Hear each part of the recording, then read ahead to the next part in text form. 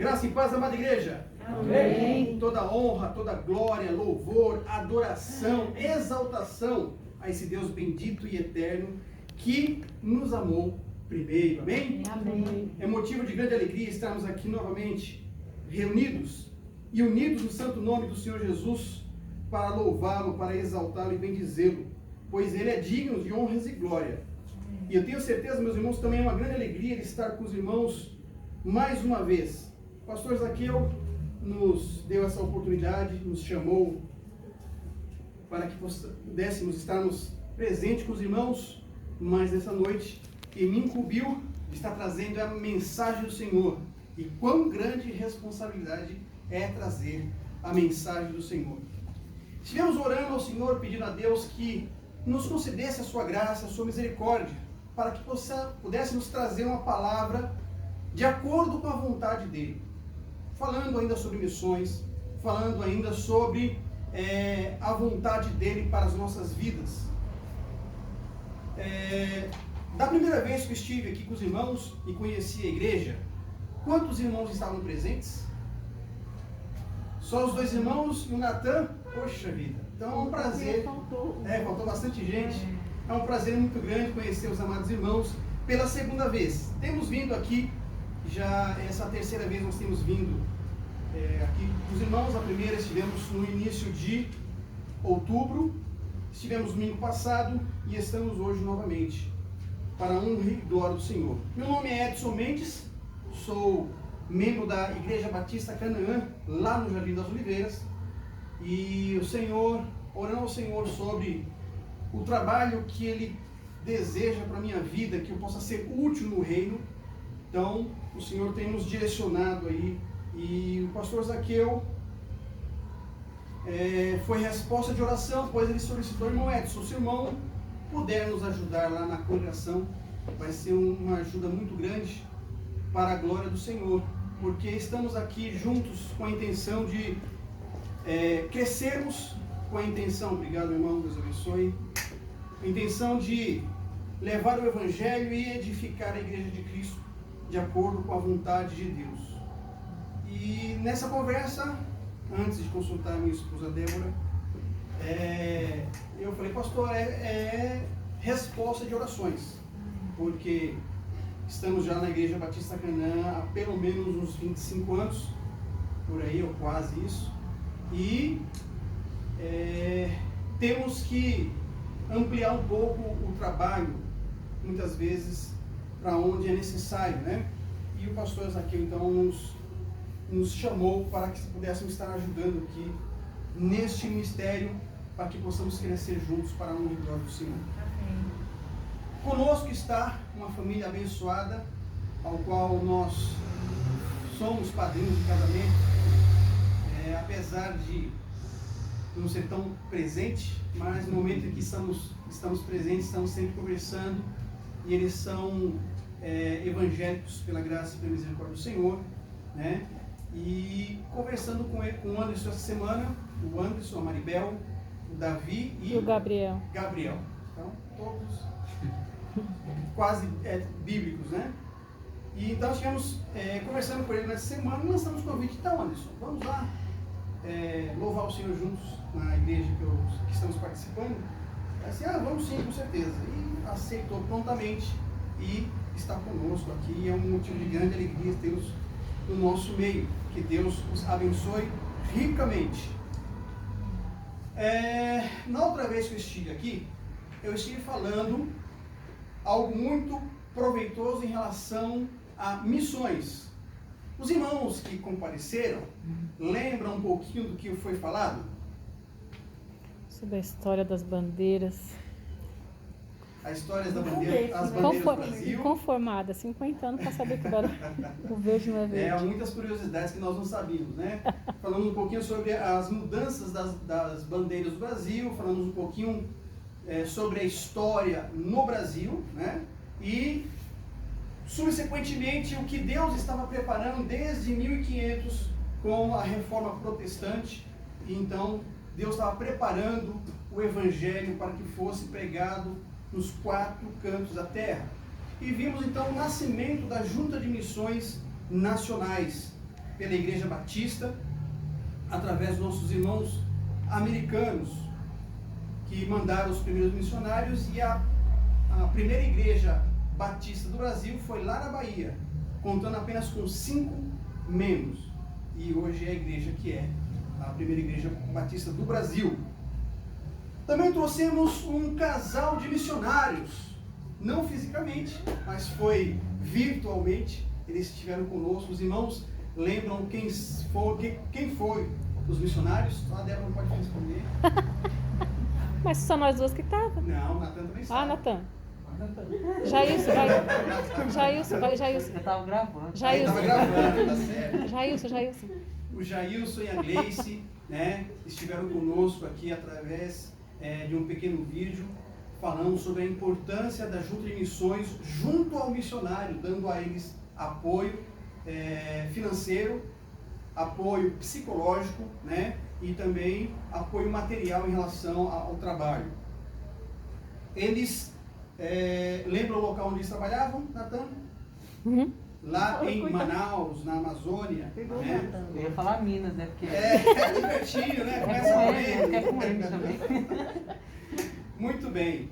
E nós pedimos que os irmãos estivessem orando, afinal de contas ele é um missionário que cresceu lá na Igreja Batista Canaã, e a Gleice também, filha do irmão Edgar e da irmã Oneide, cresceram junto conosco lá na igreja e hoje estão no campo missionário lá em Manaus, no Amazonas. E o objetivo deles ali, apesar de serem um jovens casal, o objetivo deles ali é estar implantando uma igreja dentro de um assentamento indígena. Então o desafio é muito grande, são recém-casados e pais recentes também. Tem o Pedro, que nasceu recentemente, e os irmãos orem pela vida do Jailson e da Gleice, são missionários batistas lá em Manaus. Muito bem, conversamos um pouquinho aqui para quebrar um pouquinho o gelo, apesar de sermos poucas pessoas, mas é importante nós mantermos essa comunhão.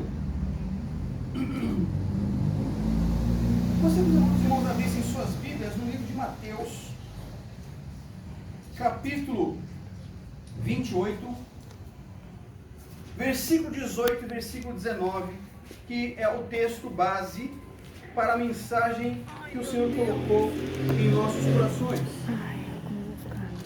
Mateus capítulo 28, versículo 18 e versículo 19. Texto muito conhecido de todas as igrejas, porque ele é muito lido, muito estudado e retrata algo importantíssimo na vida da igreja. Vou estar lendo na minha versão, os irmãos acompanhem na sua. Mateus capítulo 28, versículo 18 e versículo 19. Nos diz assim: Jesus, aproximando-se, falou-lhes, dizendo: toda a autoridade me foi dada no céu e na terra. Ide, portanto, fazer discípulos de todas as nações, batizando-os em nome do Pai, e do Filho, e do Espírito Santo. Vamos ler o 20 também. Ensinando-os a guardar todas as coisas que vos tenho ordenado. E eis que estou convosco todos os dias, até a consumação dos séculos. Oremos mais uma vez. Pai bendito, Senhor da eternidade, nos encontramos em Tua presença, Senhor, em nome do Senhor Jesus Cristo, para lhe pedir a Tua graça, a Tua misericórdia pela palavra lida. Que o Teu Santo Espírito tenha livre acesso aos nossos corações, nos mude e nos molde de acordo com o Teu querer e a Tua vontade, pela Tua soberania. Obrigado, Senhor, pelo privilégio e pela oportunidade. Tenhas misericórdia de mim. Usa-me como instrumento vivo em Tuas mãos, de acordo com o Teu querer e a Tua vontade. É a oração que lhe suplicamos e te pedimos, no doce nome do Senhor Jesus Cristo, nosso eterno Salvador, que vive e reina, e reinará eternamente. Amém. Vocês têm ideia do que vocês são aqui? Muitos podem dizer que é um cidadão. Está correto isso? Sim, somos cidadão de Itaquaquecetuba. Mas, na verdade, o que nós temos que ser é igreja. Nessa localidade, nós somos igreja. Eu, Edson, sou igreja. Você, irmã Maria, é igreja. Você, irmão Natan, é igreja. Assim como os demais irmãos. Nós somos a igreja de Cristo. Nessa localidade, neste endereço. Mas não somente aqui. Somos igreja aonde nós estivermos. Na sua residência, para quem mora perto, ou para quem mora longe. Aonde você trabalha, muitos de nós trabalhamos lá pro lado do centro de São Paulo. Temos que ser igreja ali também. Então nós somos igreja, e igreja quer dizer que somos corpo de Cristo. Como a igreja de Cristo, alguém pode me dizer do que você, ou do que nós fomos salvos? Somos o corpo de Cristo, somos igreja. Mas nós fomos salvos de alguma coisa. Do que nós fomos salvos? O que nós tanto pregamos? Da condenação. Do inferno, da condenação do inferno. Nós somos salvos da condenação do inferno, meus irmãos. Estávamos perdidos, estávamos longe da presença de Deus.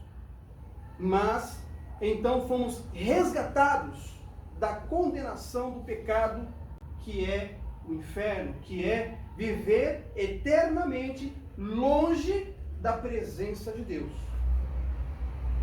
Uma perguntinha básica que provavelmente você deve ter estudado lá na classe de novos convertidos, ou como se chamava antigamente, classe de catecúmenos. O que é pecado? Vamos, gente. Já quebramos o gelo. O que é pecado? Falando. O que os irmãos entendem por pecado? Tudo aquilo que desagrada a Deus. Então, o irmão Antônio parece que é um professor de escola bíblica. Está aqui respondendo algumas perguntinhas básicas que todos nós já respondemos quando participamos da classe do batismo.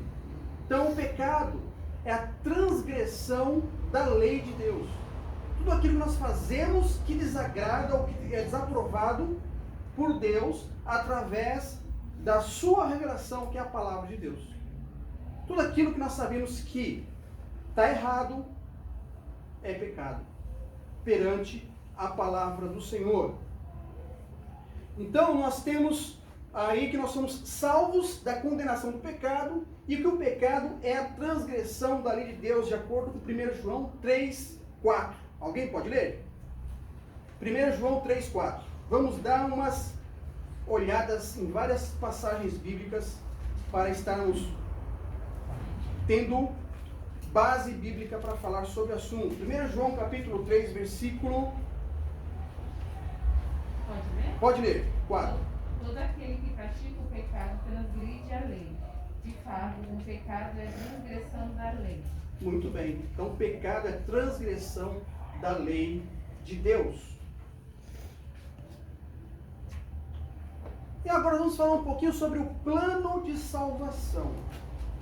Aí se torna um pouquinho mais complexo, porque é uma parte que você não estudou isso diretamente na classe de preparação para o batismo, mas você vem aprendendo ao longo dos anos, ouvindo as pregações, ouvindo o Espírito Santo de Deus falar sobre o plano de salvação. Alguém poderia me explicar o plano de salvação? Qual é o plano de Deus para a salvação da humanidade? Que todos se arrependam. Que todos se arrependam.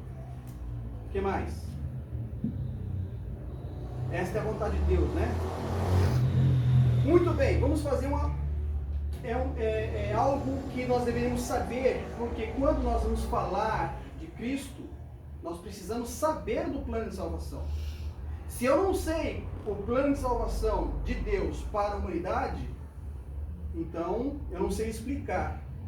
Vamos ter rapidamente uma explicação para os irmãos. Quando abordar alguém para falar de Cristo, saber o que estava falando. Isso é muito importante. Tem vários métodos de evangelização, né? Um dos métodos que eu aprendi há algum tempo atrás é chamado Evangecube. Alguém já ouviu falar? Não. É um cubozinho de madeira com várias figuras coladas nesse cubo. E quando a pessoa vai falar do Evangelho, para mim ter trazido o cubo para mostrar para os irmãos. Quando alguém vai falar do Evangelho com esse cubo, se torna mais fácil, porque é uma maneira de a pessoa visualizar o que a pessoa está falando. Então eu tirei fotografias das fotos do Evangecube para poder mostrar para os irmãos. Então nós começamos assim. Esse é o plano de salvação. É isso que você tem que entender quando for falar de Jesus Cristo para alguém. Deus criou o ser humano. E na criação, o ser humano era a coroa da criação. Era perfeito com a finalidade de ter comunhão com o seu Criador. E Deus apenas falou, deu um mandamento: não comam da árvore do conhecimento do bem e do mal. Mas infelizmente, por influência externa, o ser humano comeu do fruto proibido e desta maneira então abriu-se uma barreira entre o Criador e a criatura. Houve uma separação. E essa separação foi causada por causa da desobediência, que é o pecado, que é a transgressão da lei de Deus. Deus apenas havia falado: não coma do fruto da árvore do conhecimento do bem e do mal. O ser humano foi influenciado e, querendo ser igual a Deus, tomou do fruto, comeu. E por causa dessa desobediência, houve um rompimento do relacionamento entre o homem, o ser humano, e Deus, o seu Criador. Abram suas Bíblias no livro de Isaías, capítulo 59.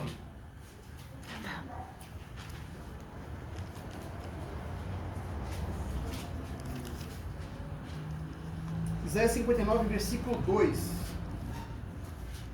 Veja o que o pecado causa no ser humano. Quem encontrou pode ler. Mas as suas maldades separaram vocês do seu Deus. Os seus pecados esconderam de vocês o rosto dele. E por isso ele não os ouvirá. Muito bem. Na minha versão diz assim, 53, 2. Porque... desculpa, é 52 mesmo. 59? É 59, eu estou errado aqui, desculpa. Isaías 59, 2. Mas as vossas iniquidades fazem separação entre vós e o vosso Deus, e o vosso pecado encobre o seu rosto de vós, para que vos não ouça. Então, gostaria de explicar um pouquinho sobre o que é iniquidade. Alguém sabe a diferença de pecado e iniquidade? Rapidamente vou explicar. O pecado é a transgressão da lei de Deus, aquilo que você faz que Deus proibiu terminantemente.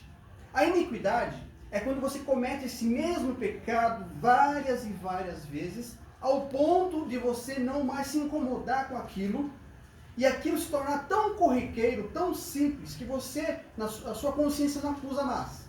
Então, o pecado se tornou iniquidade. Um exemplo: quem nunca mentiu? É tão corriqueiro, muitas vezes poder se safar de uma surra, se safar de uma bronca do patrão ou coisa semelhante. O pecado da mentira, que a Bíblia fala que isso é pecado, se torna tão corriqueiro que muitas vezes nós fazemos isso de uma maneira tão espontânea que se torna o quê? Comum para mim. Mas para Deus não, continua sendo pecado. Mas por eu cometê-lo constantemente, a mentira, e a palavra de Deus diz que o diabo é o pai da mentira, porque eu estou cometendo esse pecado sempre, e esse pecado então se torna muito comum a mim, a ponto de não me incomodar mais. Mas para Deus continua sendo pecado e acaba se tornando iniquidade.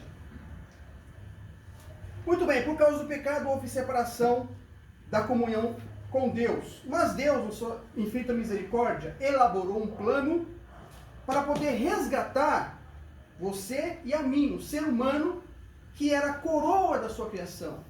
E Ele deseja muito ter comunhão com o ser humano que Ele criou, você e eu. E nesse plano envolveria o sacrifício do seu único Filho, Jesus Cristo.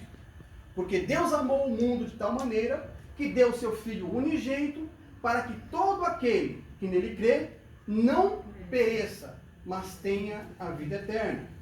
João 3,16 é um versículo muito conhecido, que é muito utilizado para a evangelização. Então, era necessário que Cristo descesse dos céus, se tornasse homem, sofresse, morresse em meu lugar, no seu lugar, e tomasse então como pagamento pelos nossos pecados. Mas, de fato, ele morreu. De fato, ele foi sepultado.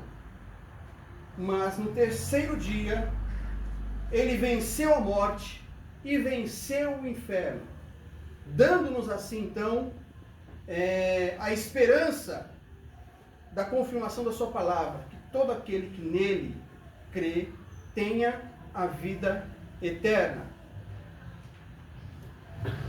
Através disso, então, o plano de Deus foi concluído. Através do sacrifício de Jesus, eu tenho acesso a Deus novamente, eu tenho novamente comunhão com o Criador. E a palavra de Deus nos diz que, lá no Evangelho de João, capítulo 14, versículo 6, eu sou o caminho, a verdade e a vida. Ninguém vem ao Pai a não ser por mim, disse Jesus.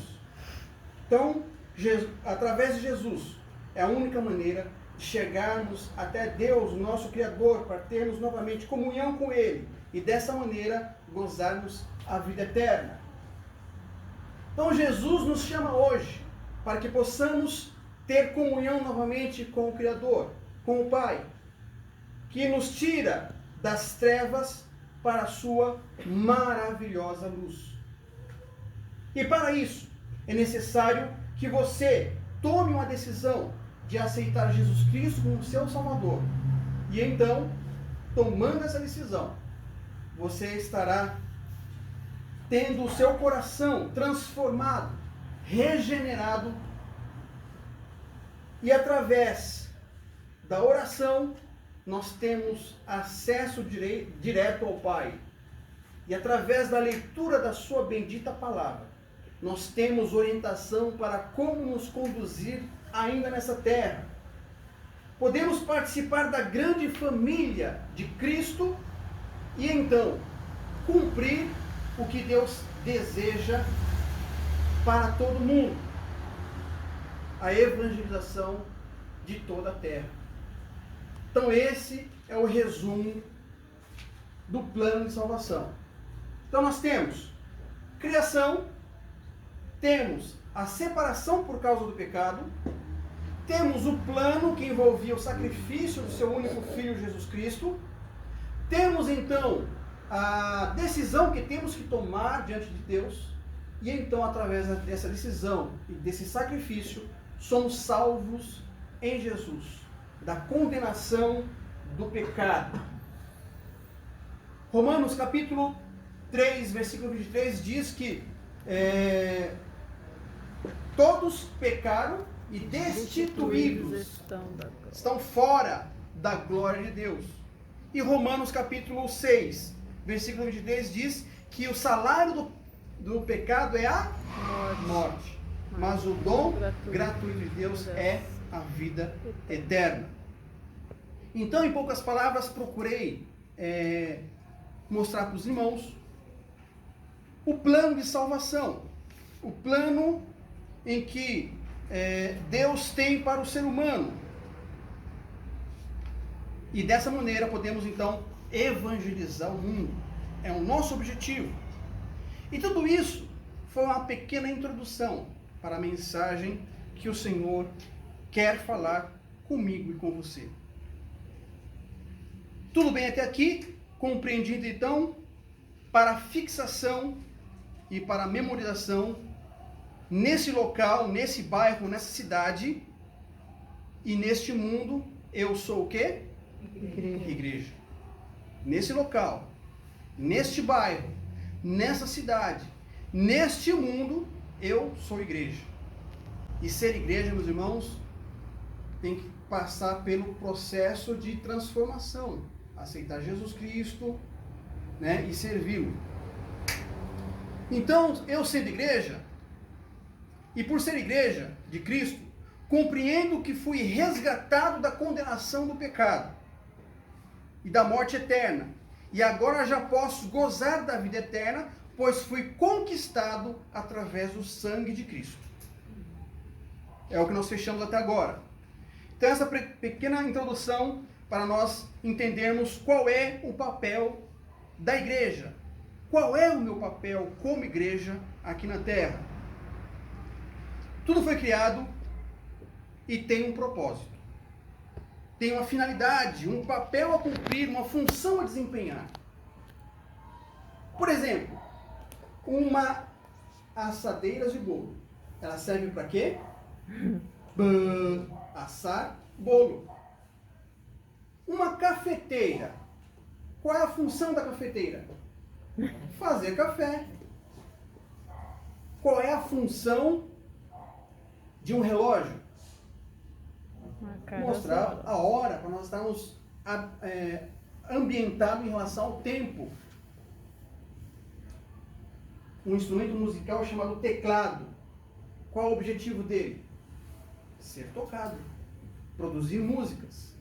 Assim como qualquer outro instrumento, ou assim como qualquer outra ferramenta, como martelo, alicate, serrote, tudo tem o seu objetivo, tem a sua função. E qual é a função da igreja, já que foi fundada em Jesus Cristo? Evangelizar, levar o evangelho, pregar o evangelho a todas as pessoas. Muito bem. Mediante a Mateus capítulo 28, 18 e 19, um chamado de grande comissão. Ide por todo mundo, pregai a toda criatura, batizando-os em nome do Pai, do Filho e do Espírito Santo, ensinando-os a guardar todas as coisas que eu vos tenho ensinado, tenho dito. Então, fazer missões onde está estabelecido a igreja, seja aqui nesse endereço, seja na sua casa, ou seja onde você trabalha, aonde você estiver como igreja, a nossa função é essa. Fazer missões onde estivermos estabelecido e mandar apoio aos que forem mandados a lugares onde toda a igreja não pode ir, que é o caso dos missionários. Por exemplo, eu tive a oportunidade de fazer um trabalho missionário indo lá para o Paraguai.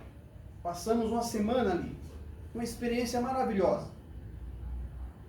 Mas não poderia permanecer ali. Eu fui, fiz um trabalho chamado Cruzadas Internacionais e retornei ao meu local de origem. E aqui continuei trabalhando para a honra e glória do Senhor. Lá em Manaus, aonde o Jailson e a Gleice está, eu não tenho condições de ir e de permanecer. Então a igreja, através da junta de missões, treinou e enviou esse missionário, essa pessoa que se dispôs a ir para lá. Ele poderia estar aqui, trabalhando numa boa empresa, poderia estar fazendo uma faculdade e etc. Mas ele abandonou todos esses projetos humanos com a finalidade de servir a Deus e abrir um trabalho missionário lá em Manaus. Oração, principal ferramenta. Temos que estar orando. Temos que apoiar de que maneira? Através do envio de ofertas missionárias.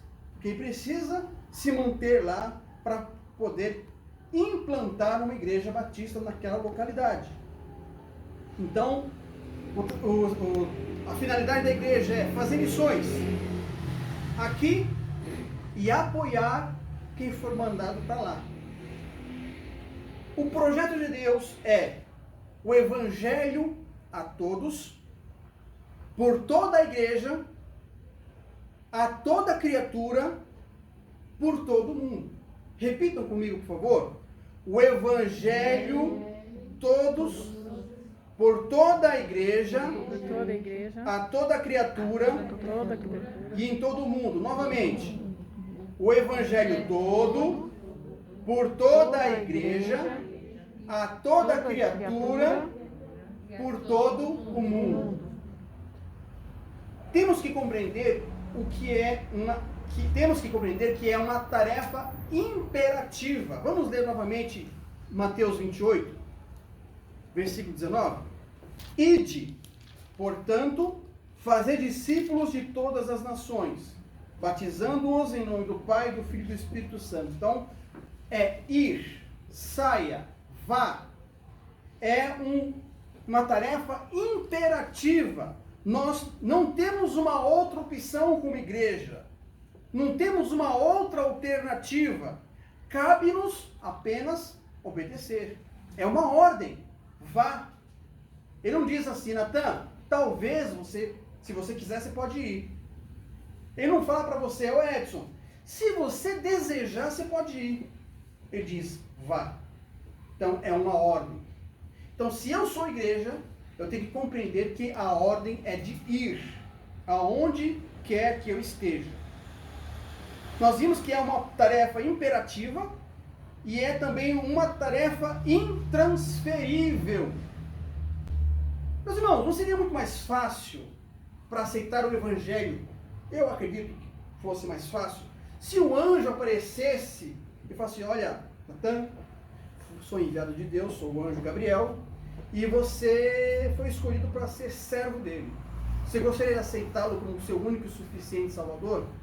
Era mais fácil para você aceitá-lo através do anjo ou através do Edson? Do anjo. Um anjo está aparecendo na minha frente. Angelical, com as asas e tal, com a auréola. Mas Deus não escolheu dessa maneira. Nós vimos que na palavra de Deus, até o apóstolo Paulo diz, se até mesmo um anjo vos pregar um outro evangelho, além do que nós já temos pregado, seja anátema, maldito. Não vem de Deus. Então, nós vemos aqui então que até nisso a palavra de Deus já estava se precavendo em relação ao que poderia acontecer.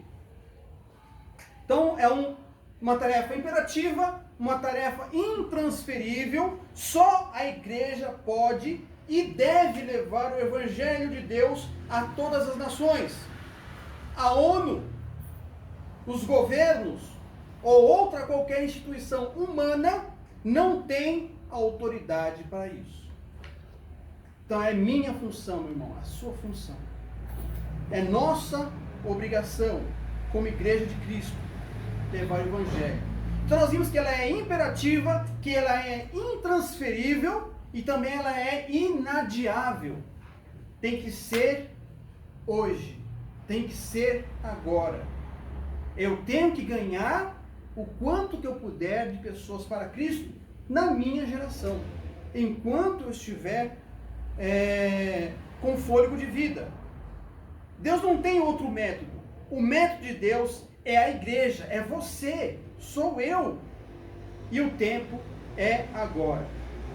Por que eu, como igreja de Cristo, tenho resistido, tenho retido o evangelho só para mim? Por que eu, como igreja de Cristo, tenho retido o evangelho somente para mim? Tenho omitido a graça redentora aos outros que o eterno Deus tanto ama. Por que isso? Talvez algo que eu deva responder para Deus, que você deva responder para Deus como igreja. Porque muitas vezes nós nos calamos, nós não falamos do grande amor de Cristo, nós não falamos dessa graça redentora que transforma vidas, que tira você das trevas para a maravilhosa luz. É algo maravilhoso, assim como é para mim e para você, tem que ser para as pessoas lá fora. Tem que ser para todos que estão perdidos, porque tenham cometido o pecado da omissão. Meu irmão, eu tenho cometido o pecado da omissão. porque não tenho falado do amor de Cristo aonde trabalho. Para as pessoas que nem tanto eu gosto, mas é meu dever chegar nessas pessoas que eu não gosto e falar: olha, eu não gosto tanto de você não, mas eu tenho alguém que te ama e se preocupa muito com você, que é Jesus Cristo. Então, muitas vezes nós temos cometido o pecado da omissão, que vem se tornando em iniquidade. Tiago, capítulo 4, versículo 17, nos diz algo muito sério em relação a isso. Portanto, aquele que sabe que deve fazer o bem e não o faz, nisto está pecando. Se eu sei que eu tenho que fazer o bem, mas eu me omito, não faço, estou pecando. E devido a isso acaba se tornando iniquidade. Então, se eu sei que tem que fazer o bem para alguém, eu tenho que fazer, para não correr o risco de cair no pecado da omissão, porque não tenho tido o mesmo olhar que Cristo tem. Muitas vezes eu não falo do Evangelho ao açougueiro que compro carne a ele há anos, ou o feirante que me vende as frutas há muito tempo, que me conhece pelo nome, porque muitas vezes eu omito o Evangelho a ele. Por quê? Porque eu não tenho tido o mesmo olhar que Cristo tem pelas pessoas. Nós acabamos de ver aí o tema da campanha de missões nacionais. Porque Ele me amou. Porque Ele me amou. E o versículo textual é: nós o amamos porque Ele nos amou primeiro. Porque não tenho tido o mesmo olhar que Cristo tem. Vou dar apenas alguns endereços, não vamos ver todos, por causa do horário. Mateus 9:36, Mateus 20:34, Marcos 1:41 e Lucas 7:13. Todos esses 4 versículos falam de como Jesus olha o ser humano com compaixão. Com compaixão. E muitas vezes eu não tenho tido compaixão aos meus amigos e colegas em relação ao Evangelho. E por isso eu omito o Evangelho, guardo somente para mim. E isso acaba recaindo como pecado diante de Deus, porque eu estou cometendo o pecado da omissão mediante a Tiago 4,17. Então o que está faltando, meus irmãos, em minha vida é compaixão. Compaixão pelas almas perdidas. Eu tenho me tornado uma pessoa apática. Mas essa noite, meus irmãos, deve haver mudança na minha vida em relação a essa questão. Preciso tomar uma decisão consciente e radical para que os planos do nosso Pai se cumpram em minha vida. Eu preciso tomar uma decisão.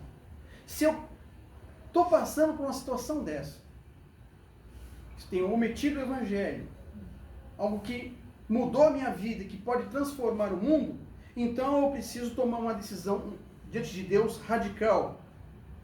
Quero desafiar a rever os seus conceitos e valores, a sair desse congelamento espiritual, te desafiar a orar juntamente comigo, pedindo perdão de nosso Pai pelo pecado de omissão e se comprometer a servi-lo fielmente, para se cumprir as expectativas que Deus tem sobre mim e sobre você. A expectativa de que a grande missão é sua e é minha, de levar o Evangelho a todos que estão perdidos. Gostaria, os amados irmãos, abaixassem suas cabeças, estivessem em espírito de oração, refletindo se você está assim como eu, vivendo nesse congelamento espiritual, aonde tenho omitido a palavra de Deus às pessoas, eu não tenho falado como deveria falar. Eu tenho cumprido o propósito de Deus,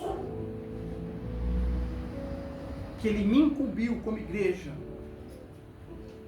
junto aos meus parentes, junto aos meus amigos, meu círculo de amizade,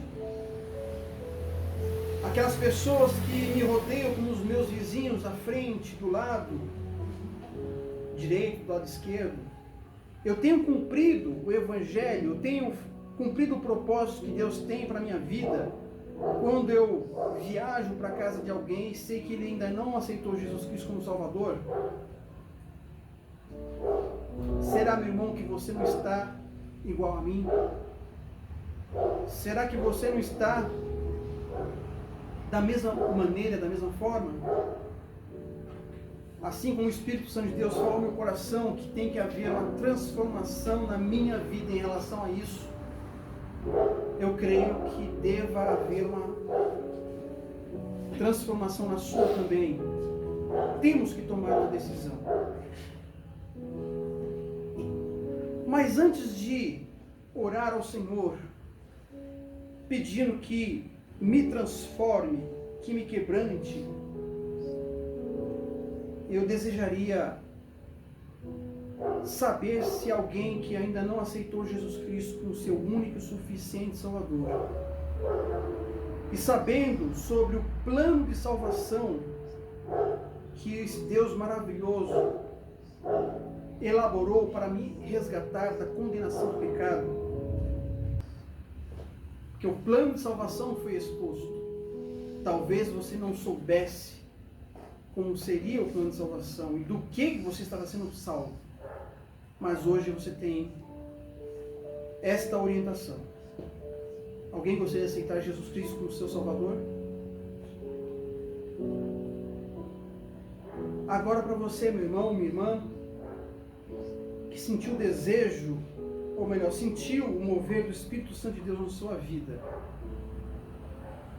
que muitas vezes você tem omitido o Evangelho em relação a pregar às pessoas que precisam saber da sua graça e da sua misericórdia.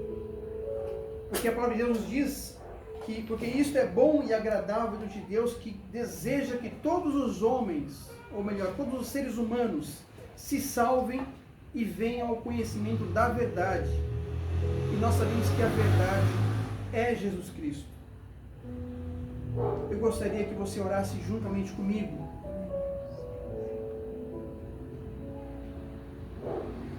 Senhor, tenha misericórdia de mim, pecador, que possa voltar a ter o amor, a compaixão pelas almas perdidas, que estão indo a passos largos ao inferno, condenados por causa do pecado que nos separa da sua presença infinita.